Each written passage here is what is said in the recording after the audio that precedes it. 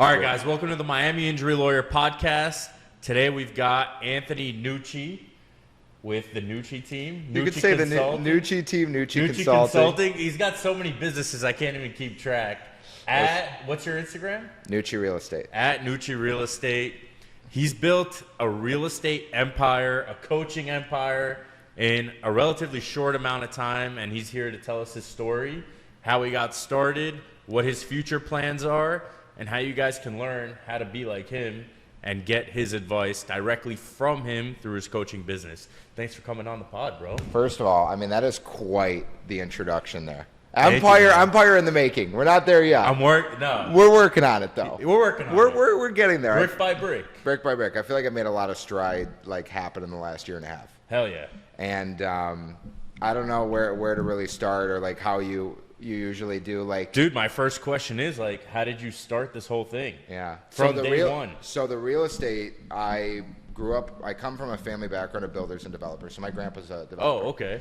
Back up even further, my great-grandfather started a plastic injection molding company. You know those little plastic cars, not like Hot Wheels, but you could assemble them? Yes. I used to love those, actually. No, so my great-grandfather made one of those. I don't know if he sold it or patented it or something. Wow. But, he did well through that, and then in the 60s, 70s, my great-grandfather started this company called Continental Plastics, which we did all the door panels, center consoles, and dashboards for the big three.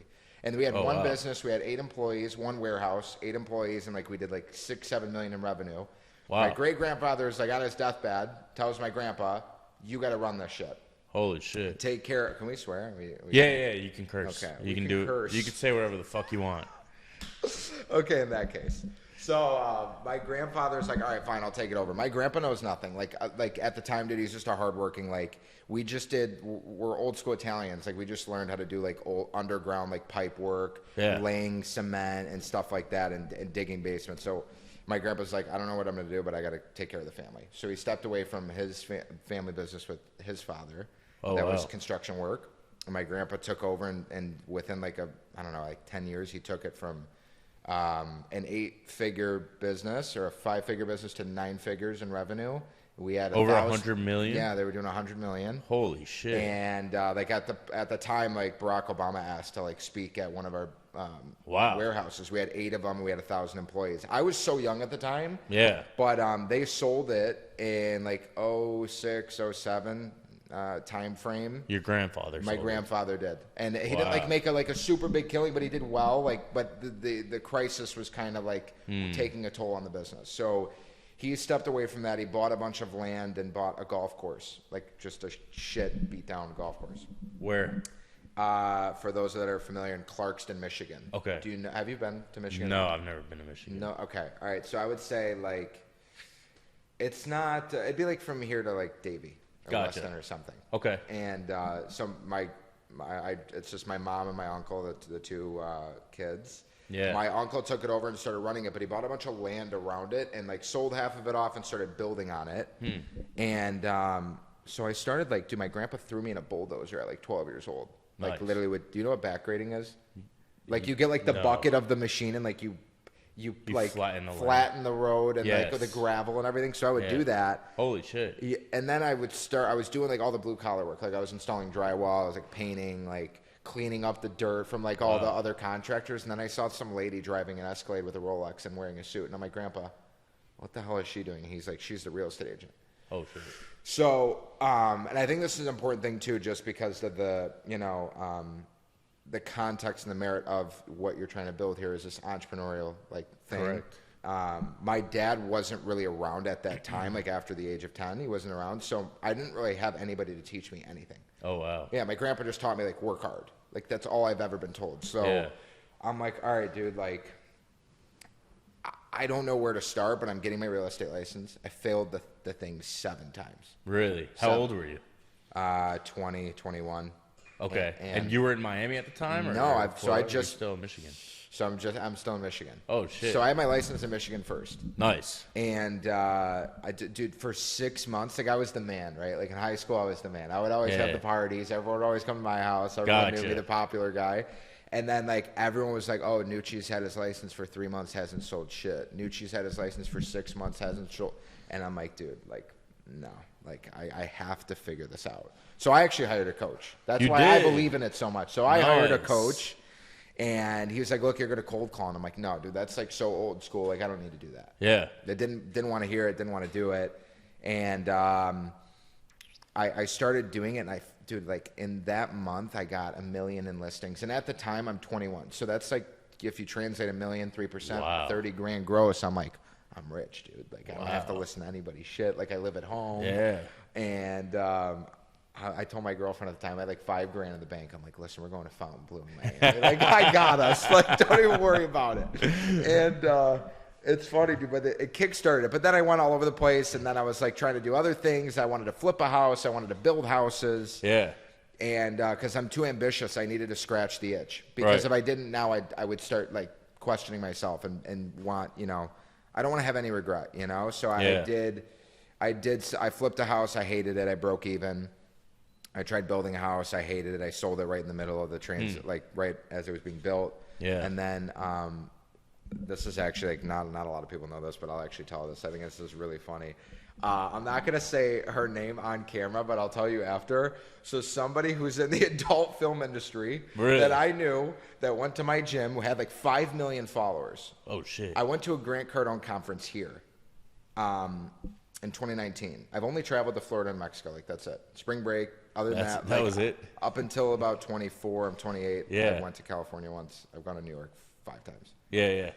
So New York's a big real estate hub too, dude, obviously. I love New York. Do you visit often? Yeah, yeah. I have a bunch of family there. Yeah, dude, that's the place. Yeah. Honestly, anytime I get like an itch and I want to just like relax, even though it probably doesn't sound like normal, I just go get away to New York. It's an escape. But nonetheless, go back to the story. So, dude, I go to this conference, and Ty Lopez and Grant Cardone are like, if you're a real estate agent, raise your hand. And the whole room raises their hand. Holy shit. And I'm like, all right, I'm in trouble. Like, everybody's doing this. Like, I didn't have the mindset I had now. So I'm like, it's saturated. It's not going to work. Like, whatever. So he said something like, you know, how much money he was making from social media. And I'm like, dude, I'm so... Who said that? Grant. He's like, I made $50 million in like 2019 from social media. I'm like, dude, I have ideas. I have the work ethic. I just don't have the following. Mm-hmm. So it intrigued me to do this, like, content and consulting and influencer economy. Like, it intrigued me from day one. Yeah. So I go up to this girl that I literally, like, know from the internet, and I'm like, hey, listen, like, I have a lot of ideas. You have 5 million followers. Like, I have... Crazy. We're going to teach men how to be, like, better with women, how to approach them, how to talk to them, how to take them on dates, like... And like the first month, dude, I wrote scripts out and everything. Like, no ChatGPT. I was writing scripts. Yeah. There was no ChatGPT back then. No. Hold the mic a little closer too, so we get good audio. Yeah. So if it gets away again, just let me know. No, you're good. But I wrote the script out, dude. In the first month, we did 40 grand, and the agreement was 70-30. Like, it's 30% me. We had 98% like operating margins. Wow. And I'm 23, and I'm like working remote at the time, so I thought it was like king shit. Dude, that's great. Yeah, so that was my first like 10 grand month. I thought I was insane. I thought I was the man. And I was salesperson of the year or the month in my real estate brokerage, which was like my 3rd year in real estate. I sold 2 million that month, which was like 50 grand. Wow. So that was like my biggest month ever. Damn. And yeah, dude, but it's not always like that. Like, there's periods where real estate's tough, and like you make 50, you don't make anything for 3 months, then you make 100, then you don't make anything for a couple months. It's like, unless you have it down, that's why I coach it, because I've been such a victim to the cycle. Yeah. That I was like, dude, I feel like I've gone through this long enough. I've been through the hot market. I've been through a little bit of the bad market. I've had my license almost a decade now. Wow. I can help, you know? Yeah. So, dude, like, long story short, her and I were doing this business. I was like, you know what? We should do this, but with athletes and influencers. Who do you know? She's like, here, take my phone. Dude, I took her Instagram. I would DM Tiger Woods, Ronaldo, Messi, Canelo, Mikey Garcia, anybody every day, until Instagram literally limited me. Yeah. And the pitch was like, talk to my manager, Anthony. Yeah. And I would talk, dude, I was talking to Julio Jones, Draymond Green, literally personally. I have their numbers, Kyle Lowry. Oh, shit. And I'm like, hey, man, like, you're a superstar. You have this following. Let's build a product based around you. Canelo, let's teach boxing. I flew to San Diego. His team invited me out. I flew to San Diego. I'm 23. I have no facial hair. I'm 80% body fat. I'm 80% body fat. Oh, really? You were fat at the time? Not like fat, but I had a barrel. I call it the barrel. Yeah. Yeah. So I flew over there, bro. I am like just still kind of starstruck at the time. It was my first time seeing a Richard Mille. Yeah. And Canelo walks over. He's like, "Do you want to take a ride in my Bugatti?" I'm like, "Dude, what the hell? I am 23. This is nuts.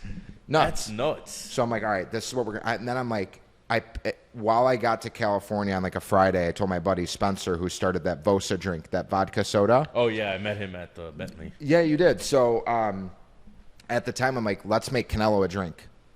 Let's pitch him on it. Dude, Spencer made a pitch deck for me literally 24 hours before I met Canelo. Like, just put it together. And Canelo liked the idea. Oh, Long story short, me and the girl that we were working together, like, I was having her work too much, and the husband and everyone else didn't like it. Everyone was making money, but whatever, I get it. Yeah. So she was like, it's not going to work, and it just started to become like a not healthy working relationship. So I'm like, look, I don't want to do this anymore. I'm going to step away, but it messed me up for a little bit because, dude, like, imagine being in Michigan, being like just a normal like city kid or whatever, suburb kid, and then I'm meeting Canelo, Mikey Garcia, and like all these people. It's crazy. And talking to Draymond Green. So that kind of, I'm so happy I did that because it got rid of the anxiety of like anybody that had money or status. I was just like, you're a normal human being. Correct. You know? Yes. And I'm sure you see that too. Yeah. Where else should I go into this? Then I moved. So then how'd you get to where you are now? So I've never really made like super, super crazy money up until like, I would say within the last year, I started like really, really doing good. But I moved here December 26th, the day after Christmas, 2020. I drove down here.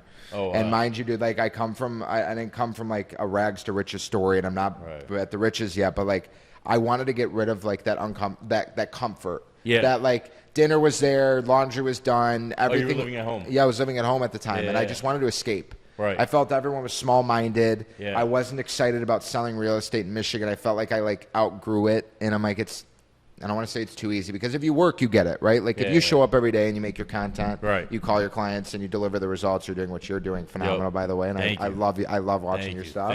Thank you. You make money. It's not like it's not that hard. It's just hard to do it every day. Correct. And my family thought I was nuts. My grandparents were like, "You're the minority down there. You're not going to make it. Like, I love you, but like, you should stay here." And I'm like, "Dude, like, fuck you guys. I'm going to make it. Yeah. I don't want to rely on you. Like, my grandpa's like the shot caller, and everyone in the family has to abide by what he says. Yeah. And I hate that. I'm like, I'm not being controlled. I love you guys. I'm going to go make something out of myself. And I flew down here, or I drove down here, and I got my license in March of 21. Yeah.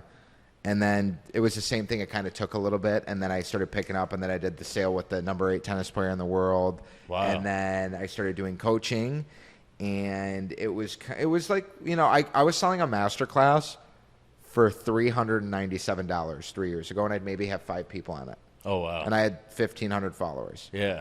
So that's great, though, that you had some people paying for that. Like, that's huge. Even though it's $397, that's still something. Yeah, it was something to do. And I was living in Paramount at the time. Like, I was never exposed to Miami, like, how costly it is. Yeah, it's expensive, man. And I'm living at Paramount at the time, too, because I was remodeling my condo. So I sold my buddy a place in Paramount, and I lived with him. Gotcha. And I met a lot of great people there. Like, a lot of, like, Brandon Marshall. I met... I have Nicky Jam's phone number. I met at Alpha. Wow. I met a lot of good friends of mine still to this day. Yeah. And but it was too distracting for me, so I couldn't do it. Like, I couldn't live there. I was too close to the action and like partying and other distractions, as we both know. So I was like, I'm not doing this. I'm going back to my place where I'm in Hollywood. Oh, you're in Hollywood? Yeah. Oh, nice. But thanks for making the drive. Holy shit. Dude, I didn't realize you were coming from Hollywood. No, dude, please. That's not a big deal. I'm happy you invited me. It's an honor. Of course. And it's good because you can relate too. Like, it's cool to like hang out and catch up, but like you and I are both so busy that if you and I were to text each other like, let's hang out, it'd be like, it wouldn't happen. It wouldn't happen. You know what I'm saying? Happen. So like we're being productive and we're doing it. That's how like busy people do it. So and we get to share your story with everyone that's watching. I love that. I want to hear your story one day. You're coming over my house next. Yeah. When you do a podcast, I'm doing them. Oh, you're doing them? I haven't done enough to like release. I don't want to release one and not have another one. Yeah, so I have to have like 3 ready. Yes, you do. 100%. So you could be the third because I'm in. Too. Let's do it. All right, bet. All right. So So you moved to Miami. You live in the Paramount. Living in the Paramount. How was it like getting acclimated to Miami from Michigan? I've never been to Michigan, but I can imagine it's so different from Miami. Miami's its own world. It's different from anywhere else. So I was like, dude, I'm like petrified. Yeah. Like I have total anxiety. Like I'm like questioning everything. I'm like, dude, I don't know how to do laundry. Like I can't call my family. I don't want to call them. My mom's like very like has me in a bubble. Right, yeah. Like, oh my God, you have a headache. Like, go home and lay down. Like, you'll be okay. Like, why don't you come home? You don't have to do this. Yeah. You're Italian, right? Yeah. Italian. So I'm Jewish. I feel like Jews and Italians have very similar like family values. And, yeah, they do. like, honestly, dude, I son. jokingly say because my girlfriend's Jewish and everybody that I'm around is Jewish down here, even my team members. Yeah. I'm like, I'm Jewish by association now. You are. Literally by association. But yeah, dude. So I actually had a mentor, Jewish guy from New York. Okay. This big, bulky, like, fuck you, shut up, work, like construction guy who did about $2 billion in construction, and I was paying this guy like $20,000 a year, dude, for coaching. Oh, that was your coach. This guy, bro. I'm telling you, it was not even the knowledge. He just made me feel. Made me feel amazing. Yeah. Like he made me feel like unstoppable, on top of the world. Gave you the confidence. Gave me the confidence to call anybody, do anything, and I'm like, all right. So he's like, you should start coaching, and I'm like, bro, I'm not Grant Cardone yet. I can't coach. Yeah. I'm nobody yet. Like, you know. And he's like, you have imposter syndrome. Just do it, dude. When remember when COVID was originally or Bitcoin was originally at 60 grand during like what was that, 2021? Yeah. And Shiba and Doge and all that shit had a run. Blowing up, yeah. Dude, he's like, why don't you start doing one-on-one coaching and charge $2,500? I started doing like $15,000 a month. Holy shit. Got a Range Rover, got a Cartier bracelet. Like I thought I was sick. Wow. Like I thought I was like, I made it, right? Yeah. Interest rates go up. Bitcoin goes to 16 grand and my 15,000 a month went to like 5. I'm still doing real estate, but it's like, you know, you only have so much energy and time in a day. So it's like I'm, you know, split in all directions. I didn't have the skill set of the following. I didn't have it like there yet. But yeah. So then I go back to square one. I'm having a midlife crisis again at 26 years old. I'm like, dude, how am I just 2 years ago meeting Canelo Alvarez and I'm making good money and then it stops and now I'm making good money again and then it stops. I'm like, I got to just commit to one thing. Right. So I go, I'm not doing coaching anymore. Putting it on the side. It's not done, but it's temporarily on hold. Yep. I'm just building my real estate business. So I start, I got another coach, and because I really believe in it. It's more for me, I need direction. I need accountability. Yeah. Like, you can tell me what to do, I'll do it. But if you just tell me, if I just have to do it on my own, it's probably not going to get done as quickly as it should. Right. And so I go and I was on a top 25 team in the country, I told you. Yeah. And all they did was cold call. Like it was, you walked in the office and it was like, what are you doing? Cold call. And I was a coach before that. And I walked into the room with peers of mine, all my age, even younger. And they're like, Nucci, before we give you access to the cold calling software, we need to make sure you can practice. So they made me role play with a kid in front of all the guys. So like my ego's on the line here. Holy shit. And they're like, all right, I'm like, ring, ring. And the guy's like, yeah. I'm like, hey, Andreas, this is not interested. And I couldn't get past it.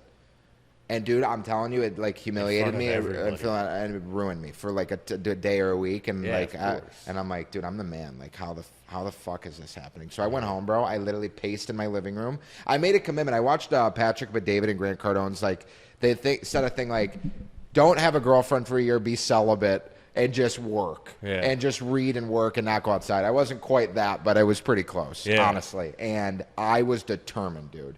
And did nothing but cold call. I would wake up in the middle of the night, and you could punch me in the throat, and I would be able to recite my script verbatim. Nice. I'd wake up in the shower, and I'd be like, all right. So I cold called every single day for 2 months, nothing happened. Then 1 month I listed 10 million, another month I listed 10 million, and then I sold a third of it, and I made 3% of $10 million.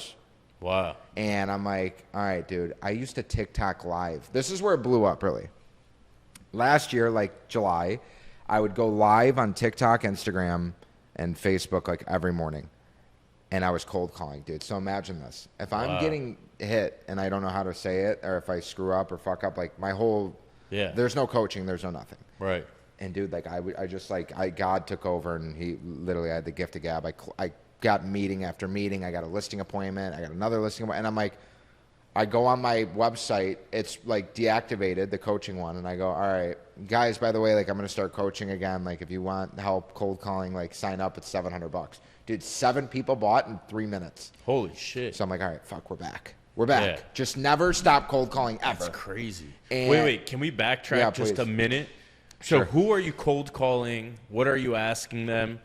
Because, you know, I obviously know what cold calling is, but I don't know who the hell you're calling. So, like, basically, I could cold call this building, right? Let's say you, I don't know, I would just circle around the building, and it would pull every owner, their name, the tax-paying address, and all the phone numbers and emails associated to it. Okay, gotcha. Because it's all on the property appraisal site. Yeah, it's just connected. It's connected to like PRD and like or public records. Gotcha. Sorry, PRD, public records and like the county. So gotcha. I would call homeowners that weren't even ready to sell. Really? That's called circle prospecting. Okay. So I would just be like, hey, Joey, it's Anthony. Like, do you still own 123 Main Street? And they, you would say, yeah, what's this about? I'm just like, hey, there's been a ton of demand in the area recently. There's not much inventory. I was just calling to see if you had any thoughts or plans on selling in the near future. Gotcha. And no, I'm not. Okay, totally. I don't blame you. You live in a beautiful building. Is it okay if I keep you up to date with what's going on with any sales that might impact your current property value? And put them on an email and then call them every 3 months. And then how I met our good friend Nir was I called him at 7:45 in the morning. He was what we call an expired listing. So you had a contract with a real estate agent for, a set amount of time, 3 to 6 months typically. Yeah. And if it doesn't sell, it pops back up and it's like a girl getting out of a relationship. The pictures of the man on Instagram are deleted and she's free. And everyone just goes and shoots their shot. So you at like at 7:45, I'm calling this guy and I'm like, you know how he is. You're good friends with him. Like he was sharp. Yeah. And he was asking me tough questions and I got a meeting with him and like we haven't done business yet, but I believe we will just because I've been so persistent and followed up. But I literally just call him to say, hey, look, I seen the property came off the market. I just have 2 quick questions for you if you have 30 seconds. Yes, I do. Great. That was my first question. Second question is, did it sell or is it still available? If you say, no, I don't have 30 seconds, I'm like, great, I'll be quicker than that. Yeah. I'm not interested. Would you be interested if you got $2 million? Would you be interested if you got the home sold in the next 60 days? Would that help your current situation at all? And I just like have all the lines down. Yeah. And, dude, it's very simple math. Like, if you have 100 people if you go up to 10 girls in Brickell, and I see you do content outside. Yeah. I don't think you ever have anybody say no to you, but I'm sure sometimes people. Most of the time they say no. Really? Yeah. 100%. People don't like being on camera.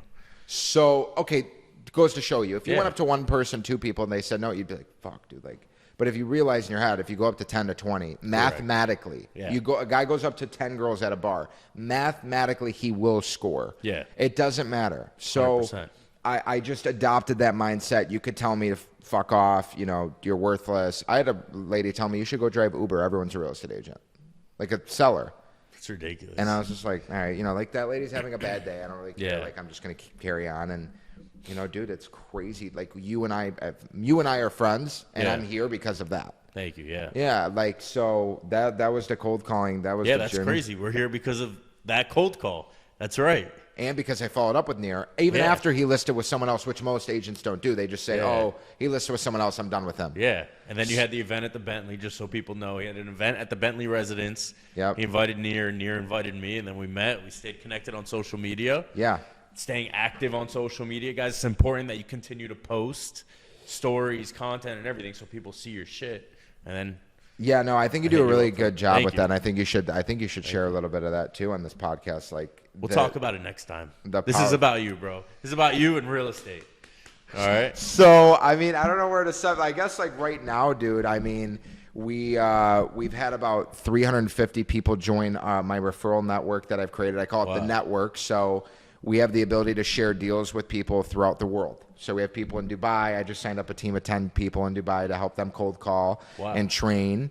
So embedded within that community is scripts, material, and I do a weekly Q&A with them. So we have 350 people, Dubai, UK, Europe, Canada, all parts of America. And that's a subscription basis? And that's a subscription base. But the biggest thing, if you're really like, those are for people that just kind of want to like put their foot in a little bit. They're not 100% committed, but If someone's interested, where can they sign Yeah, up so for you that? guys can go to NucciConsulting.com, or you can go to my Instagram profile at Nucci Real Estate. Okay. And you can apply. So it used to be like you can go online and just, sign up for coaching, and it's not like that anymore. You have to apply. And we want to make sure, because everything I do is boutique with the coaching. So aside from the subscription, I have something called the Real Estate Masterclass. And I wrote this curriculum, and I think you would appreciate it. I literally compiled every issue I've ever had in real estate, every good thing I've ever done and learned from real estate, and I just put it in order. Like, okay, day one, you get your license. You find your broker. You learn how to spot out what fees you're going to be charged and whatnot. And getting your business cards and what I call sell ready, like being, ready to go out into the public.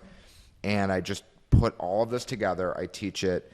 It's a 1-month course. It's every Wednesday and Friday and every Tuesday and Thursday. There's 2 different times. One 6 p.m. and one 10 a.m. But it's twice a week. 4 days a week you're teaching this. I'm teaching next month. It's going to be 4 times because we've had so many people. Shit.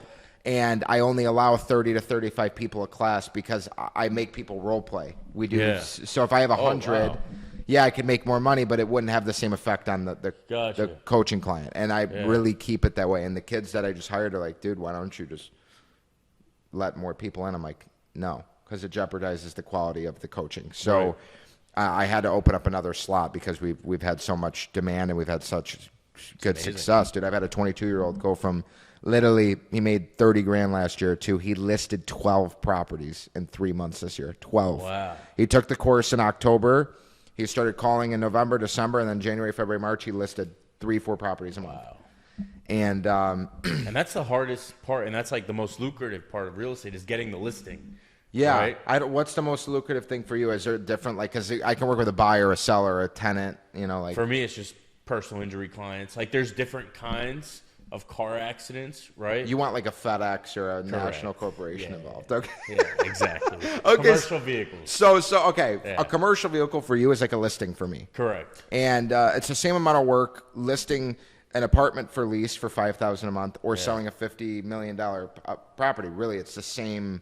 You might have to spend a little bit more money and have different quality service for the of course, the buyers, the owner and the buyer. Yeah. But yeah, dude. So the coaching it's a 1-month course. It's twice a week. It's an hour a pop. I promote that it's an hour. I go over every single time. Yeah. And I give you material. I give you scripts. And some people are like, well, what if I get the script and I don't know how to? I have a role play room embedded in my Discord, which is the network. Nice. So think about it. Like you could do a session with me on a Wednesday. You get the script and I make you role play in front of everybody, which sucks, right? Because I learned from experience. Exactly. You get out of there and you're pissed off and you're humiliated and you're like, fuck it, I'm going to get this right. And then I go, I have every resource for you. Go in the Discord, type into the 300 people plus in there and go, does anyone want to role play with me? And then there's another room for the people that are like, hey, I'm past the role play. Let's cold call live.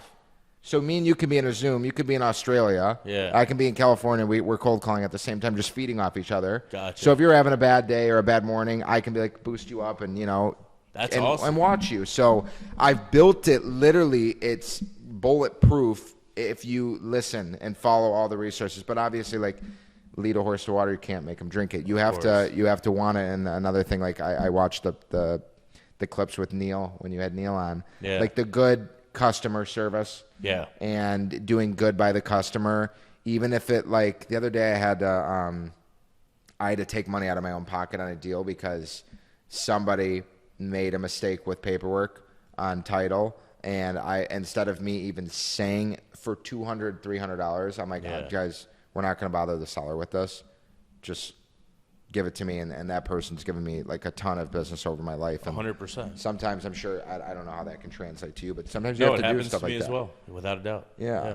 But I mean, that's really like the gist of the story, dude. From moving on, I just started a real estate team because I only have so much time in a day, right? Yeah. And I wanna make sure that I want to go to a new level with real estate. I want to start targeting the ultra luxury like market, 10 million and up. And I have a lot of leads that I've built phenomenal relationships with over the last year, from $1 million to $5 million. And I'm not too good for any deal. I just sold something for $300,000 in Michigan. But I'm feeding my team members. I don't want 100. I want like 10 hustlers. And my goal with them is by next year to do 300 million as a team with 10 of us. Wow. And my goal is to also have over 500 people join the masterclass by the end of the year too, which is the real estate coaching portion. How many people are you at so far? For the year, 30 times, so 150 plus the I would say like 220. Because we were only doing 30 So a month. you're on track, yeah. No, 500 more. Oh, 500 500 more. from like now on. Okay, gotcha. Like we were talking about goals of like make yeah. $1 million by the end of the year. And you're Yeah. like, no more. Yeah, no. So it would be like 750 for the year. Yeah. Yeah. 750 plus. That's great. Yeah. Yeah. What's your biggest goal by the end of the year? I don't know. I got to think about Come that. on, you have one. There's got to be a few. Three goals: spiritual, physical, financial. We'll talk about that on your podcast. He's putting me on the spot on my own podcast. Listen, dude, He wants me to share my goals and dreams with you guys. But this is I'm gonna about make him. Anthony behind the camera do it too. Yeah, I know, right? You make your classmates do it? I honestly, I make them do a lot of uncomfortable. Your students, I should say. Yeah, I Not make them classmates. do a lot of uncomfortable things, and I could yeah. tell. Like for example, I'll tell all of them to email me their goals by the end of a class, Right. And only 5 of them do it. And to be honest, it's not for me to read them. Right. It's for you to write it up, down and for me to see Yeah. who I should spend more attention to Right. based off of like who wants it more. Because like the truth of the matter is that's why I make you apply. Yeah. Because I know it sounds stupid and people are gonna be like, that's bullshit. Like instead of making 10,000 off coaching, Yeah. I make 5. But everybody that is in there has a phenomenal experience because everyone's like-minded. Right. It'd be like me and you hanging out with people that literally have no goals and ambition at all, and you paid $1,000 to be around that. You'd be like, I don't know about this, dude. Like this. I mean, Nucci's good, but like his posse and the environment, no. Yeah, I mean, you're a product of like the 5 people that you surround yourself with, you know, and you really have 100%. to make sure who you're putting the time into, and that you're getting value from everybody. Now, it doesn't have to be like monetary value, but if someone's just a good friend, that's their value. If someone brings you knowledge and business, that's their value to you, you know? No, 100%. But I think a lot of people end up spending time with people just because they've known them for a while, right?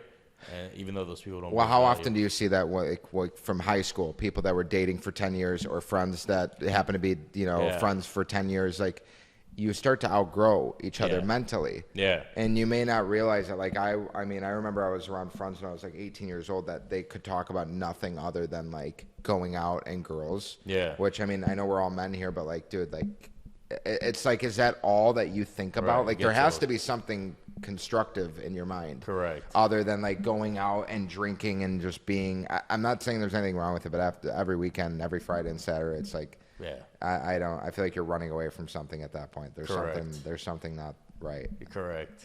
But nonetheless, tell us about some of the biggest deals you've worked on.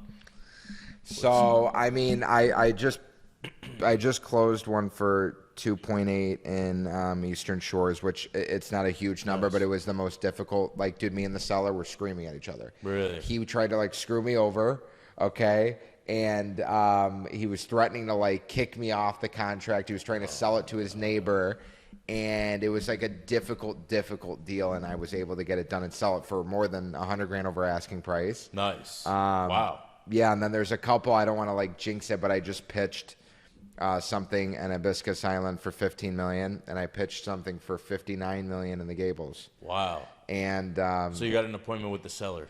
Yeah, from cold calling. Wow. From cold calling. Cold calling. Literally from cold calling. $59 million? $59 million. What is that, Gables by the Sea or something? So it doesn't matter. I mean, anybody can look at it. It's just like a lot of vacant land that's on the water by like a really No, affluent. we don't have to talk about it. No, it's fine. I mean, anybody can call them. The people like, dude, you have to. I brought like backup to this meeting because these are sophisticated people. And then I pitched. That's a home for $59 million? No, it's not. Well, yes, home and land. Gotcha. Home and land. But yeah, that, and then that person gave me a lead. I'm not talking directly with the lead. I'm talking with the person who gave it to me, but someone's looking to be in Indian Creek. Wow. So like, dude, literally just from cold calling. The thing is, real estate doesn't happen like that. Like I can meet you. You could tell me you're trying to spend $10 million. It might take me 6 months to get a deal with you because you're spending $10 million. You want to look at everything. Right. And you're busy. Yeah. Right. So And what do you think of like the real estate climate in South Florida within the past couple of years? I've seen all these billionaires moving down, right? Like Jeff Bezos just bought 3 properties for $250 million in total or something like that. Yeah. What Someone in my office sold those too, dude. And that's really, yeah. Dina Golden Taylor sold those. Wow. I think 2 of them for sure. And you got Citadel. How did she land him as a client? So that's the thing, dude. She sells a lot in Venetian Island, and the product she sells is $20 million and up, right? So think about it. Like, your friends are $20 million and up people. Yeah. And they're all CEOs. Like, I've circle prospected the community before, and like I looked up everybody that I spoke to, and it's like the guy that like he wrote a movie before, another guy who was the CEO of another like tech company. Wow. And some of them are really nice, actually. It's going back to the numbers game. Girls, people you're interviewing for content. Yeah. I think there's a common misconception with super rich people and average people that average people will be nicer to you if you cold call them versus like, dude, take 100 people worth 100 million, take 100 people worth 100,000. The numbers are the same. Yeah. 20 will tell you to fuck off. 30 will tell you, yeah, never talk to you again. And then like 10 of them will meet with you or whatever. Yeah. But the climate is absolutely insane here. I've never seen anything like it in my years of real estate, and even statistically, like it's in the top 10% for real estate appreciation in the country. And I think any single family home that's been bought in the last year, even prior, it's not about timing the market, it's time in the market. I think any single family home is going to do really good as an investment. I think certain condos that are new construction will do really good. I think a lot of older condos may struggle a little bit because of the Surfside collapse. Every building has to meet their cash reserves by next year. Yeah. So I've lost a couple deals even in SLS and around here because buyer Joey thinks his HOA is going to be $1,200 a month, but it's $1,800 now. You know? And then there's also certain things where there's, which is really interesting to me. I just learned about this, and maybe you can expand into this in your future as an attorney. There's this thing called condo termination. What is that? So basically, in every building, even here, there's in the docs, there's a form or some verbiage that states that if 90% of the people agree to sell, you can, terminate and destroy the building essentially. Gotcha. So like older buildings, like that's what happened with like Rivage. There was a building in Bal Harbor there that was super old. The related group and other guys would call under different names and say, yeah, Joe, look, like I know you bought it for $400, I'll give you $800. And they got everyone to agree on paper. And then once they met that threshold of 85 to 90% or whatever the number is, it depends. It depends on the docs of the it condo. varies. And they get them to all sell and they tear down the building and then they build a brand new skyscraper. So it's like for a real estate agent, it would take you years to do it. Yeah. But if you can get a piece of all the sales, even like a minute, like small number, and be able to tell the developer, like the related group, like, hey, look what I did. Yeah. Let me represent whatever you're building here.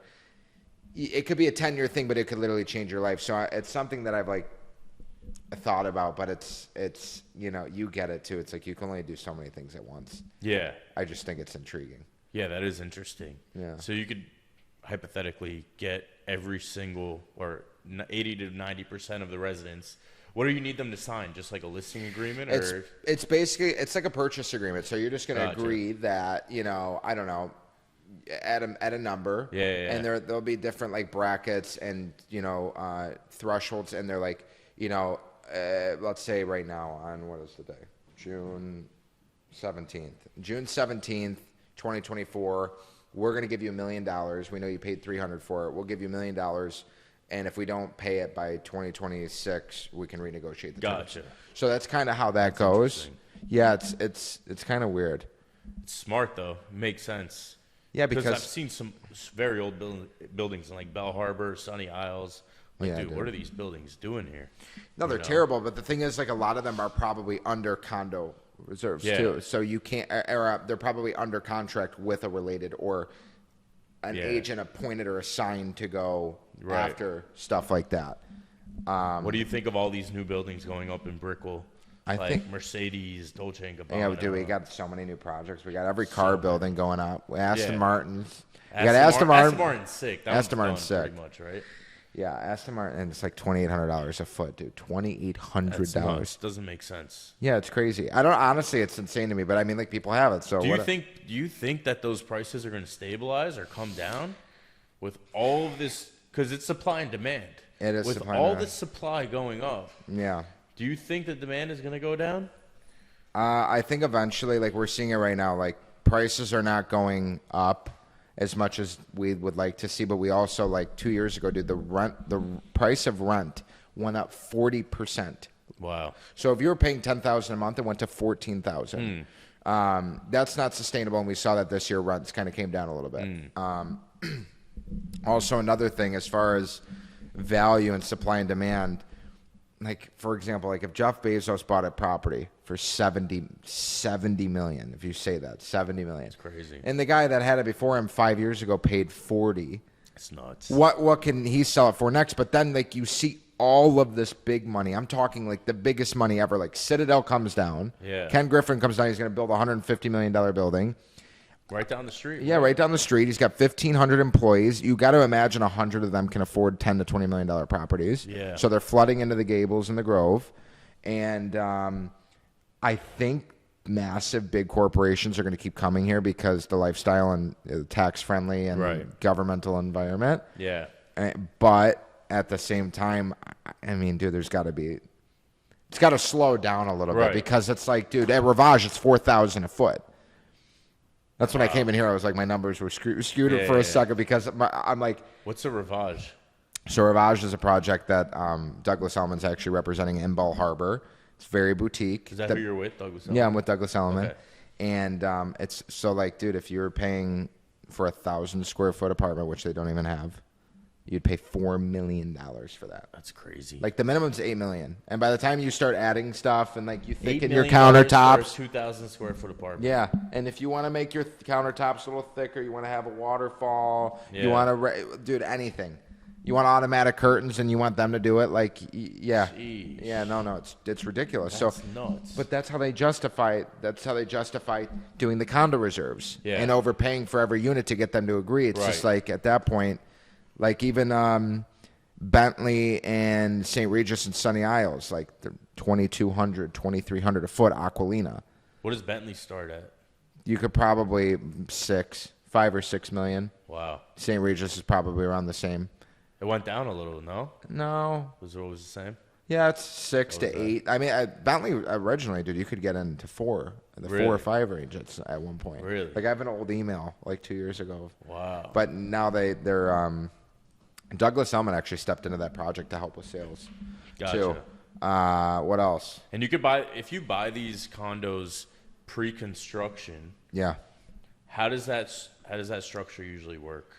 So it depends on like what stage of the building's in. So for example, like if you bought like at the Baccarat or something that's like there's nothing there yet, let's say, you could put they give you a deposit structure. Each developer is different, but you would have to put 10% down to secure the deposit.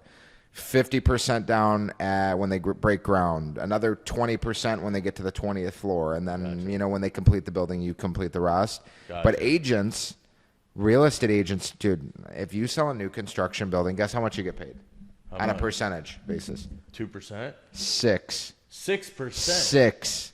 Holy shit! So if I sold something at Bentley for $8 million, it's pretty much selling like a $16 million. Wow. You're getting both sides. It's like you're getting both sides. Yes. But when do you get paid that commission? It'll drip out as you, like if you were my client, like if you did 4 deposits, I would get paid 4 times. Gotcha. But sometimes they give it to you. It depends on like. On how they structure it. Yeah. Every developer is kind of different. And then can you sell that unit or whatever, the slot, I guess you would call it? So like so I understand your question. If you bought unit 10, 11, let's say, and it was not built yet. Correct. And you wanted to flip it in the middle. Yeah. You can't technically list it, but you can transfer the ownership. So you have to do it from your personal name to an LLC of some sort. Yeah. I'm doing that in Bay Harbor right now at La Bahia. I have a client who has a lower penthouse that We're trying to flip, but like you have to transfer the rights to an LLC you know, because you can't just list it and sell it because it's technically you sign an agreement that says it's not assignable. Oh, really? Yeah. Because they don't want people to do that. Gotcha. Okay, technically. all right, so you move it and there's into other an legal LLC reasons. And then you sell the LLC. Yeah, or if you had, if Anthony Nucci owned the unit and you wanted to buy it, you could put it Joey LLC, you know, Gotcha. Joey 123 LLC, and I could sell it to you. But gotcha. I couldn't like, if I wasn't a real estate agent and I owned it and it was pre-construction, I couldn't say, Anthony, sell this for me and list it online. Right. That couldn't happen. Gotcha. Okay. So that's the one issue with that. But I mean, new construction, I think. Do you see people doing that a lot? People do that often or not really? No, I mean, it happens. I wouldn't say it's like, I would say like 20% or less of the time. Gotcha. Just like if it's either like a bad reason or like a really, like someone needs money, they're in a financial pinch. Gotcha. But not really. I mean, because like Bentley went from $4 million to $6 million, right? That's a 50% increase. You could make a nice chunk of change depending on how much you put down and how much more money they'd have to add. Yeah, I mean, what do you see for? I want to ask you too. Like as far as living in Brickell, what do you? I don't know where you grew up, Rich. I know you grew up in Weston. Okay, so this is different. Yeah, this is way different. And you like the speed and like the congestion and like. I work from home too. Like you saw my home. Yeah. So I don't have to drive much, which is great. People always tell me, dude, I don't know how you live in Brickell, like so much traffic, but when you're only driving to the gym or to meetings at night, it's not that bad. But I love it. Personally, I rent. I don't think it makes sense to buy a condo. I might be wrong. But for some reason, it depends on what your goals are. Like, I don't think you're going to be here for 5 years, correct. Right? So it wouldn't make sense for you, I don't think. You know, with the price of the mortgage, the HOA fees, the taxes, I feel like I'd be paying almost double to live in the same place. And, obviously I get the equity, right? And, and the appreciation, but nonetheless. But like, dude, if you're only going to be here for a year to 3 years, I would say rent. Yeah. If you're going to be 5 years or more, then you can buy and hold and you'd get some great real estate appreciation here in Florida. Yeah, but no, for now I'm just renting, and eventually I would probably buy a house in Weston. Dude, I have some sick properties I'm working on in Weston. Yeah, Weston's great, and Southwest Ranches too. Yeah, it's gone up significantly. Yeah. Good schools, Dude, the amount of land you get and like just the quality of life, I think it's crazy. Like in Golden Beach, you have to spend 30 to 40 million, not even more.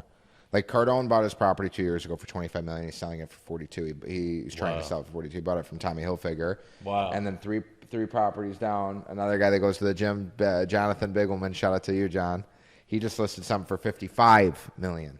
Wow, Golden Beach on the beach. But like, dude, you have no driveway. You're literally right on the main road. Yeah. Like you can spend 25 million and go to Gables Estates and be secluded and have privacy, or even Fisher Island. Right. But I don't like the transporting in and out of there. But or go to Southwest Ranches and spend 8 million. Yeah. And have a lot of land and have a cool life.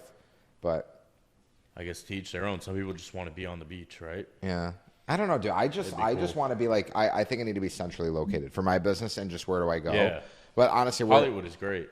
Aventura, I think, is good too. Yeah. Because like, if I'm in between Lauderdale and Miami, correct. I can jet, like I can go to all the restaurants and stuff, like get to the gym, and it's cool. But you do a lot of networking at the gym. I see you on Instagram. You talk about that, right? Dude, you know how many people rip that video? And you know how old that video is? How old is it? That video is like 2.5 years old. And really? I have a lead I've been working for a year and a half who's got a penthouse in Pompano for $12 million. I've been working him from that. The video with my hand on my hips. I'm like, you want to know why I'm paying $300 for a membership? Yeah, I saw that. Dude, I literally worked for the top 25 real estate team in the country from that gym. I went up to him and like door knock, cold approach. Yeah. Alex Goldstein, a great friend of mine, a guy I look up to. I love a friend of mine works on his team. Oh, I probably know him. Ari Shahaf. Yeah. We know each other like mutually through social. But yeah, he's cool. I wouldn't have met all these people. They wouldn't know me. We wouldn't be friends. Like my Instagram got taken down for 3 days. Really? Alex gave me a guy and helped me get out of it. Nice. Because I went up to him and I'm like, bro, I follow you on Instagram. Like, I'm a big fan of your work. Would love to connect. If there's anything I can do for you. I've been getting a lot of views on my social media. whatever. And, Alex and I keep in contact now. I think that's literally like my girlfriend. I met her at the gym. Like, went up to her, wasn't social media. Right. I think the best results I've ever gotten in my life has just been from like going up to people I don't know or calling people I don't know. Yeah. And like just networking. Dude, I agree. The gym is a great place to network. I pay $300 a month for my gym. I have 2 gym memberships, as a matter of fact. Yeah, dude, Anatomy's sick. Anatomy's great. Anatomy's sick. I only see. Do you ever see Patrick Carroll there? Tell me you follow him on Instagram. I don't know who that is. Oh my god, dude, that? Patrick Carroll. Do you know who that is? Oh my god. Is he real estate? He's a guy? real estate guy, but he's just like off the rails, unhinged. He's insane. Really? Yeah. Oh, like he's in his roles every day, like posting, smoking cigars at Faina, posted up. But he's like, he's going through something that's actually kind of unfortunate. I don't know the whole story, but like something with his family and his kids, and he can't see his kids, and he's like really like dude. He drives down the side of the road, like he goes off on the shoulder. Really? And he literally records it in his Rolls Royce with his giant emerald like pinky ring that's like 10 carats. Savage. And he goes, I don't have time for this shit. Savage. I met Chris Jones, which is an NFL player. Yeah. And I didn't know who he was when I met him at the gym. I bet he was nice too. He was super nice. Yeah. And we started talking about watches and stuff. And that's like the kind of people that you meet at the gym. That's the one you just got? Yes, I just got. Congratulations on that. Thank you, man. I love it. Because that's badass. Yeah. Dude, honestly, I have a bunch of Rolexes, but there's nothing like AP. That's next on my list. Yeah. Dude. I'm like trying to like, I'm not, I just shouldn't. Yeah, I mean, dude. It's either a car, like there's so many other things that like, dude, and like. So what are your goals in terms of materialistic items? I love that you flipped it on me, Anthony. You see this guy? You're the guest. He's a great attorney. You're the guest. Let's hear it. Because I saw it on your Instagram. You're like, I want a Rolls Royce Cullinan. Okay, right? So I want a material, just like quality of life, dude. I want to be able to like spend like $20,000 a month on my body alone. Like I want a physical therapist. I want a nutritionist. I want a chef. I want a personal trainer. Wow. Massage, cupping. Like I want to like my body's my temple. Dude. That's all I have. I want to feel as good as I possibly can. Without getting like absolutely insanely crazy. I want a Cullinan, a Ferrari, P1, maybe a couple other cars, but just like about all of them. Yeah, all of them. All of them. But like we're like realistically within like 3 years, like like 488. That's achievable. Yeah, and a Cullinan side by side. Then maybe get the wifey a range, get her a Cullinan, or we'll have his and hers. There you go. Whatever. If it's a Cullinan or a range, it's not about the money. I actually love the new autobiography range, the gold. Yeah, it's sick. That's sick. And then I like New York. I want a place in New York. I want a place here. I love the Aquilina. I love Armani. Armani's real nice. Yeah, and I want a fucking jet. Yeah, I want a jet, and that's period. I want an AP. I want a fucking Royal Oak Offshore. I want that. I want a couple of the ones that Neil and Sean have been posting. Yeah, I'm like drooling when I watch it. Shout out Timepiece Trading, the boys. Shout out to the boys, the crew. And then what else do we need? I don't know, dude. I want everything. I want to be able to just walk into Bell Harbor and just fucking black Amex, slap it down, and not flinch. That's it. Dude, right? It's crazy the amount of money in Bell Harbor. Dude, I instantly feel like I don't know. I either feel rich when I walk in there just because I'm around it, or I feel extremely like poor. Yeah, 100%. Now, you see a lot of real estate agents and realtors. Or, I don't know the. Yeah, there's only 2 million of them. There's 225,000 in Florida. But you see a lot of them driving these nice cars, right? The Bentleys, the Rolls Royces, the G Wagons. Do you think it helps with business? So I actually want to ask you that question too. I'm genuinely curious. Yeah. Like. Okay, so I'm looking at getting a car right now. I'm looking at like a Porsche 911 Turbo S. That's a sick car. That's a sick car. And then I'm looking at like a Urus, right? And then I go in my head, if I pulled up to a meeting in a Lambo, even if it's the same price, do I look like a prick versus pulling up in a Porsche because it's like classier? I feel like, even though it's the same price. I think it depends on the client, maybe. No. I think it depends on you and the reason you're getting the car. Are you getting the Lambo just because it's a Lambo, or are you getting the Lambo because you genuinely love Lamborghinis And if you pull up to the meeting in a Lambo and the other guy's a car guy and you don't know shit about the car, you kind of look like an idiot. Yeah, right. That's true. I just went on a meeting and the other day. The guy's like, not to cut you off. He's like, I want to go with the other guy. He pulled up in a Maserati and he had a suit on. And I'm like, what has he sold? And half of what I've sold. And he's like, I thought that demonstrated success.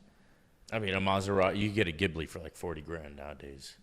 Maserati is not very impressive. Well, I mean, so I'm like, but that made me think. I'm like, all right, I'm getting the Porsche. So yeah, I think it does help with branding. Like, you can't pull up in a rinky dink. You don't need a Ferrari, but correct. I think like pull up in a nice, like, dude, you can get away with a nice Benz or Beamer and like clean it up and dress professionally. I mean, some of these. I was going to go back to what you were saying. A lot of these agents are robbing Peter to pay Paul. Yeah. There's no way, dude. You know, there's more real estate agents here than in New York. There's 202,000. Wow. There's 225,000 here. Wow. Yeah. Yeah. I mean, you think a lot of it is just all show bullshit, like. Yeah, dude. I know. Like, I'm not gonna name like personal. Like, like people that are like 30, 40 years old that have had their license for 10 years that are like selling their cars and they fall off the grid. It's tough, man. It's a tough industry just because you have so much competition. But I think there's competition in anything. You know, in my industry, in real estate, obviously you have a lot more. But nonetheless, there's a ton of real estate to sell, right? So, bro, it's out. That's what I was thinking about a question that might be asked when I walked up here, and I'm like, saturation of the market. It's like, dude, unless we're 1950, everything is saturated. Yeah, everything's saturated. Yeah. Restaurants, your business, 100%. Real estate agents. I would say there's an unhealthy amount of real estate agents, but the market chops them up and spits them out. And because how many of them are really practicing? Right, and are active? No. Not many. No, not many. Not many. What do you see in your industry? Like, how many people are like personal injury lawyers? I don't know. That's a good question. I've never checked. How long have you been a personal injury lawyer? 4 years. I've had the firm 3.5 years. And how was the first year for you? First year was tough. You know, first year. So how did you get your first, like, I don't know, momentum? Like, not just one deal where you got like consistent, like, good month after good month after good month. I think it comes with time and consistency. Yeah. You know, posting on social media, going to the networking events. You would attest a lot of your success to social? Oh, a good amount. I think it helps keep you top of mind. Give me like a ballpark, like, percentage wise. And I'm gonna get a little maybe 20 to 30%. BTS shot too. BTS shot. So 17,000 personal injury firms. And that's not even, like, who knows how many lawyers, like, I don't know what's the average. Average might be 5 lawyers. I looked it up. Isn't Florida, no, the amount of attorneys? Car accidents per state. Isn't Florida number 3 or 2, California and Texas or something? Yeah. Florida has 400,000 car accidents a year. So. And how many of you, like, helped this year? How many cases? Oh, this year. Because, dude, I feel like you post $100,000 fucking case every day. Are you recycling his content, Anthony? No. The fuck is this guy? That's me. I post the settlements. We signed, we probably helped about at least 500 people so far this year. You helped 500 people. Yeah. That's insane, dude. At least, yeah. Good for you. Yeah. Good for you. That's crazy. So we're 6 months in. So what you're doing, how many is that a week? 20, 15? Yeah, about 15, 20 people. Yeah. What? Yeah. I have all my settlements on my. Dude, I'm telling you, I have everything's on my whiteboard or on a computer or spreadsheet. Like I'm like neurotic about that. Yeah, I mean, you gotta have it right in front of your face, right? Like, I'm all about the numbers and the data. Fuck You have to be in business. Have to, dude. If you're not paying attention to it, it's gonna get away from you. Yeah, 100%. If like there's a saying I heard, like, if you want something to die, like, don't give it attention. Like a plant flower, you stop watering it, it's gonna die. 100%. How are we on time? Are you good? I'm good on time. How long has it been? I think it's been over an hour. It's been an hour? I'm good on time. Fuck, dude. Are you good on time? Yeah, we're good. We're good to go. Dude, our last podcast went to like almost midnight. We started late as hell, but nonetheless. Wow, how long was Neil's? I'm just kidding. Neil's was like an hour. It wasn't that long. Yeah. It got chopped down.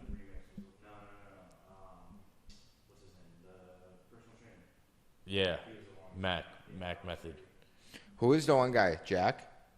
Who? You've had some good guys. Yeah. I can't remember the guy you posted him today. It was like Jack. AB Trades.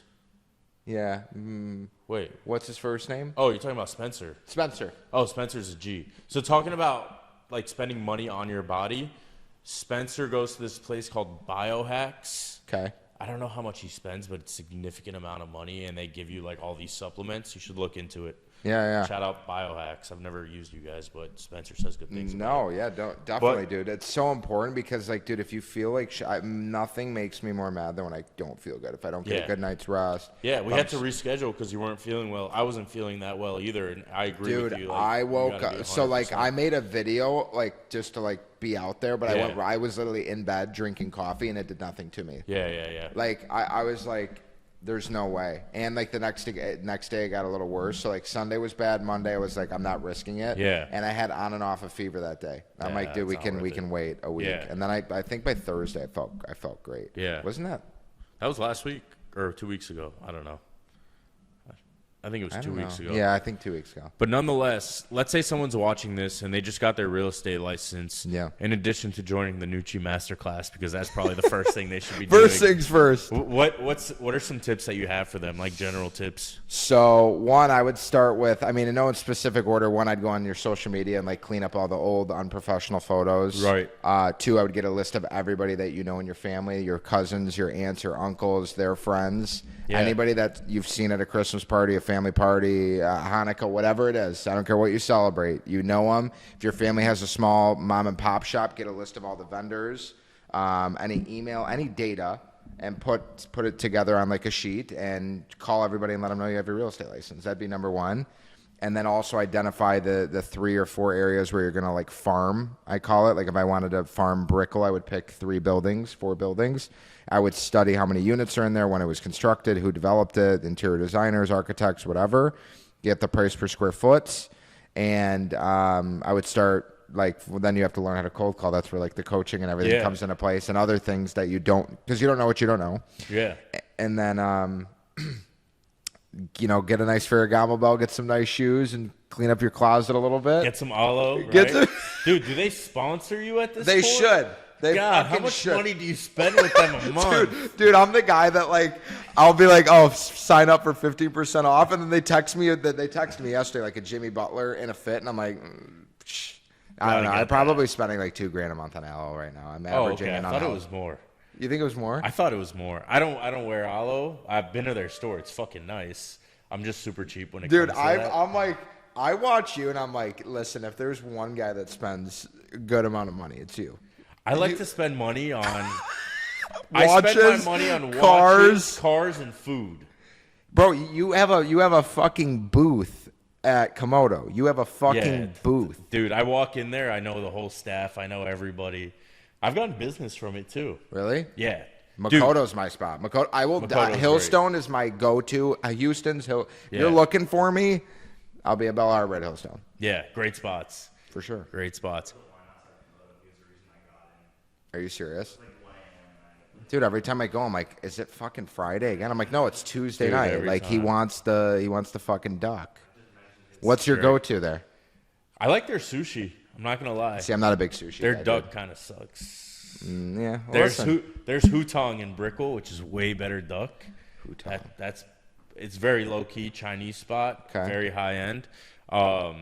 The sushi in Komodo is great. Their steak is great, honestly. I like Komodo way more than Gecko. And then I also go to Delilah a lot, another spot. Delilah, dude, those chicken tenders. Wow. My girl took me there for my birthday for my first time. Yeah, dude. Amazing. When was your birthday? March 16th. Nice, man. Happy birthday. Thank you. We're getting there. When's your birthday, Anthony? Are you kidding me? Yeah, kings are born in March, dude. When's your birthday? June 10th. June 10th? Oh, a week ago today, yeah. Happy belated. Thanks, man. I think I wish you happy birthday. Yeah, you did. Yeah, I'm on the list. Yes, you did. You did. Fucker. Really? Yeah, dude. But, Delilah's great. I think a tip for any entrepreneur is any restaurant you frequent, if the people there don't know what the hell you do, you're doing a bad job. Dude, I met a guy today that I met from Makoto. He was wearing a Richard Mille and like studded Louboutins, and his girl had 6 Cartier fully bust down bracelets. It's crazy. And I told my girl, I'm like, I gotta talk to this guy somehow. Yeah. Dude, I talked to this guy because a dog walked in the restaurant. Whatever, I don't care. I started talking to him. I just met him today. Nice. I met him 2 weeks ago. I met him today. Great. He's got a Bugatti. He's buying a Pagani. He's got 2 RMs. Who is this guy? He's a venture capital guy. He sold a startup in his 20s, and like, dude, he was giving me. Is he big game. on social? He is. I'll send you his profile. I mean, you guys can look him up. His name's Bill Niebusch. I don't know. B-U-S. Oh, I've never heard of him. Yeah, he's sold like 20 companies. Wow.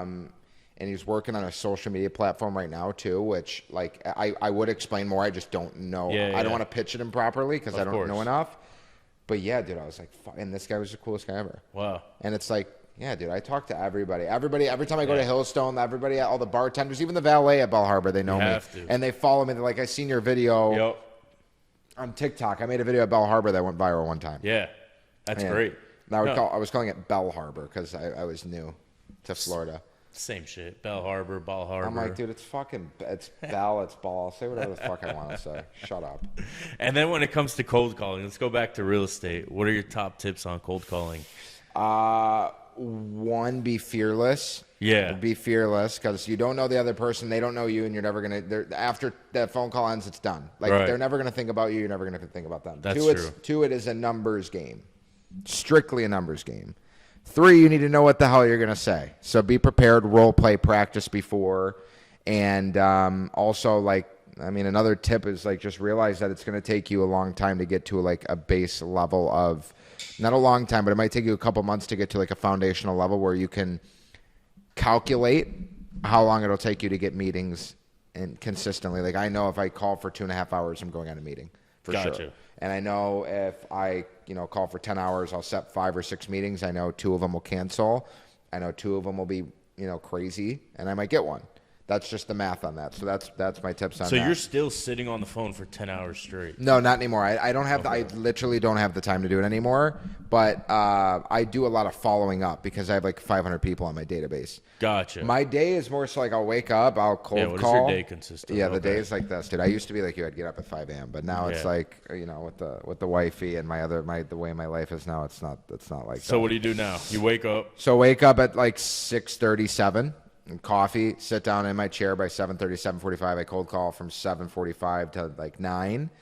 And then I'll go to the gym. If I have the master class, that starts at 10, so I'll do the master class, shower, eat, and then I do my follow-ups from like 12 to 1:30.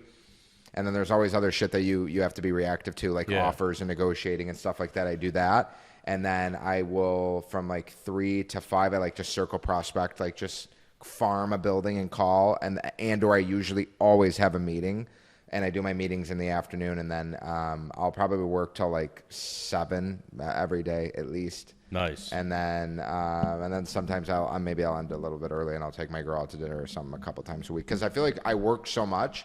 That's why I try and spend time with her when I'm working because she'll help me willingly, or like Does she do real estate too? She actually has her license, but she doesn't practice. Okay.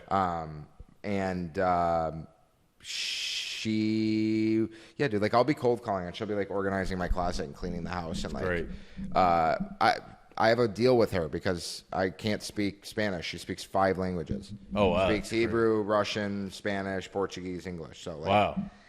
Nice. Yeah. So she handles those clients. Yeah, she handles those clients, and people love her because she's good cop, I'm bad cop. Yeah. So that's that, and then that's usually the day. Sometimes like if I go to the gym 4 times a week, I'm happy. I usually go like twice during the week and then like twice on the weekend. Nice. And that's usually the day. That's great. How about you? What's your day right now? Wake up early, go to the gym. What time? I like to wake up at 5, be at the gym by 6. Takes you an hour to get your ass there? What are you doing between 5 and 6? Yeah, I got to drink my coffee. I got to chill on my phone, I got to drive to the gym. How far is it from you? 15 minutes. Yeah. Okay. 10, 15 minutes. And then get back at like 8, shower, get ready, or just, go in the office. And then crank it out. Crank it out all day in the office. Phone calls. So paperwork. is your, like my morning consists of like attacking to go get hunting for business? Like is that kind of the same, or are you more reactive? Like you have so much business coming in, you just have to handle it and service it? So it depends. It's mostly like it's just settling cases and following up with new clients. Yeah, that's yeah. it. And talking to clients that have significant developments in their case. Yeah. And yeah, that's it. Like Okay. my team will set my calls for me Beautiful. that I have to make, and then I have that on my calendar. And when I'm not doing that, I'm working on demand letters and negotiations. Talking about negotiations, you handle a lot of negotiations, right? Yeah. In sales and selling and buying. What do you think the biggest, like, your tip would be for? I was going to ask you that. I would say, like, dude, always hedging yourself, right? Like, if I know, for example, I have a listing right now in Michigan, and the house needs a lot of work, and the seller's a handyman, and he's willing to fix a lot of it, and the buyer offered, it's $400,000 is what we're asking for the house. It literally, if it's a past client, they've called me. I'm like, I'm not going to say no to it. It's not that hard to like list a property and sell it. So, I got an offer for $375, and I went back to the seller and I said, look, I think the house is worth $385. Honestly, I think if you get anywhere near that, you should be pretty happy. But they're like, okay, listen, we would take $380, but I go, okay, fine. Just because I know that doesn't mean I'm going to go back and say it's $380. I told the lady, my seller, what's his name's the handyman. Would you guys fix a couple of those things? They're like, gladly. I'm like, all right, make a list of 10 things that you're going to fix. And they did, because there was like 15 things. Stupid shit. Yeah. And I go, all right, remove 5, because we're going to keep that in our back pocket. Right. And she's like, what do you mean? I'm like, just listen, please. This is why you hired me. We're going to tell them you're going to complete 10 things, and we want $7,200, $7,250. And if they say yes, great, we're going to do it. If they say no, we're going to say, all right, we'll do these 5 other things that you were already willing to do. Yeah. So I feel like if you hedge expectations, like if I tell the buyer's agent, look, like there's no way they're taking less than $385, and I get them to $382, I look like a superstar to the buyer. But I have to fight for the seller. So I don't really care about, unless I'm on the buy side, then I'm going to rip the listing agent's head off. Correct. But it's a game of poker, right? Like you can't show all your cards. You always got to have more ammo in the bag ready. Yeah. I feel like, is it different for you, or is it kind of like? It's a case-by-case basis, because most of our cases, in a commercial case, like with high insurance limits, we're always just putting pressure on the insurance companies, in terms of future medical care our client's going to need, future pain and suffering, how this is going to affect their wages in the future, or it has in the past, right? Yeah. So, but I read a great book called Never Split the Difference. Yeah. By Chris Voss, the FBI negotiator, the FBI guy, hostage negotiator, and he has this thing called mirroring that I've used a lot. Yeah. Where you basically repeat like the last couple of words to whatever your opposing party is saying. Yeah. Right. So it makes them elaborate more. So if, let's say you have, I don't know, in your situation would be you have a buyer that you have a house for sale for $1 million, and then the buyer's like, oh, I'll pay you $800, and then you say, oh, you'll pay me $800, and then they'll elaborate on that, and you'll hear why they think it's worth $800, and then you can counter on their points. Yeah. So they're showing you your hand without them even realizing. Yeah. Yeah. So it's little tips like that, the mirroring. He has this thing called it like the cool DJ voice. I haven't read the book in like 3 years, but I did the audiobook on that. But I actually makes me want to listen to it again.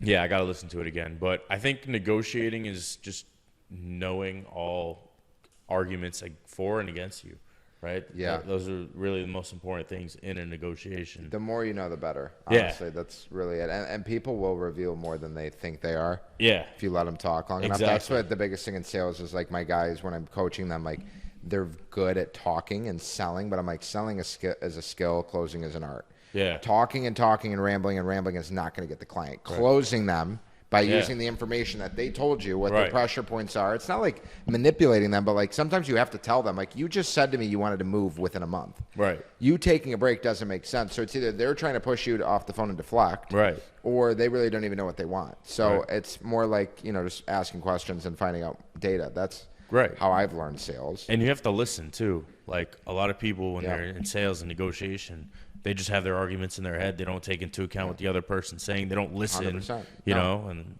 they blow up a deal that way. Yeah, dude. So honestly, I don't know what the percentage was or who told me. It's like listen and then talk. Yeah. Listen and then talk. And Bezos, I saw a video Bezos just put out the other day where he's like, or he didn't put it out. Somebody posted some business account that was like, he's the last person to speak in a meeting. Yeah, I saw that. Because he wants to hear what everyone else is going to say first, and Yeah. he doesn't want to skew anyone's opinions before saying it. Yep. But I agree with that. I do a team meeting with my staff every day with my my case managers every day at 4 p.m. where we talk about cases and challenges that they're facing. Yeah. Yeah, dude, it's important. You have to. And I always talk last. I try to talk last. I always ask them what they think their thoughts are. Yeah, first. dude. Even like the person that has the less superiority, like in the room, like they have valuable. They see everything on the ground level. Exactly. We're at the top, like looking at bigger, decisions and problems. But you have to look at everybody's level. I mean, it's everyone relies on each other. Yeah. So I tell my guys when we're doing like the consulting and we're running the systems and funnels, like we're as good as each other. Right. Like if you don't set the appointment, we can't close. Right. If you can't close, I can't promote it. Yeah. I can't keep growing the business. I can't make any money. If I don't make any, you're not making it. Yeah. So we all have to be in sequence. But no, dude, next week you're coming to my place. I'm stealing Anthony. Right. We're gonna We'll do a podcast. Let's do it. 100%. Let's do it. And if you want to talk numbers, if you're comfortable sharing, you definitely don't. Yeah, we could talk a little bit. But what would have been like your biggest months in terms of like revenue or? So I mean like the biggest month I don't know, like just real estate, probably like 150 grand in closings in one month, which is crazy. That's and awesome. Then, I mean people like dream to make that a year. Yeah. Like if someone makes 150 grand a year, they're like, wow, I made it, Yeah, dude. I mean, like you realize like you can learn to live on 150 grand, but if you make it like honestly as quick as it comes in, it goes out too, because it's 100%. Like you get it, but yeah, it's crazy. I've never I knew it was possible to make good money, but I didn't really think like, yeah, dude. Like I've had 3 6-figure months this year, and that to me is that's great. Yeah, that's insane because I've never had that consistently ever. I mean, the biggest was like that month I had like 50 or 60. Yeah. But it's all about consistency. Right. You got to have a 7-figure month next. We are both going to have a 7-figure month next together, and I'm going to call you when I do it. Deal. We'll go celebrate at Delilah's. Delilah's in Hillstone. That's the spot. Well, I think we pretty much covered everything. We did. Is there anything else that you want to talk about or you want to say? Listen, dude, if you guys get into a car accident, you call this guy. Okay, that's number one. If you need to get coached in sales and real estate, you call me. Yes. And if you need business and life advice, you follow us. And stick with good people, genuine, loyal people, okay? That's it. It's hard to find good people around here, especially in Florida. So if you find someone, Agreed. 4 quarters over 100 pennies or whatever. 100%. No, I agree with you 100%. So. And remind everyone your Instagram, YouTube, TikTok. So it's Nucci Real Estate on Instagram. It's Nucci Real Estate on TikTok and YouTube, and then NucciConsulting.com. But if you want to apply on any of the coaching sites, you got to go to my Instagram or my TikTok for the domain. Honestly, we just changed the domain. I think it's Nucci.Anthony, but I want to make sure. Perfect. And it's Nucci is Nucci. Yep, Nucci Real Estate. So Gucci with an N. Gucci with an N. Gucci with an N. Easy to remember. Guys, make sure you tune in to his Instagram. It's fucking awesome. He's very active on it. He'll post every day. You post live videos of you cold calling people. Sometimes I try and be funny. Yeah, you'll see his daily life, him at the gym, him with his girlfriend. It's cool stuff. You guys get to see his lifestyle. And maybe you can have the same lifestyle if you're in real estate and you guys sign up to his consulting. So definitely follow, comment, share. And if you guys got some value out of this, share it with 3 people. They might become the next 6-figure a month realtor, right? They can be. Anybody can do it. Anyone can do it. Thank you, brother. I appreciate it. You, buddy. Thank you so much. Anthony.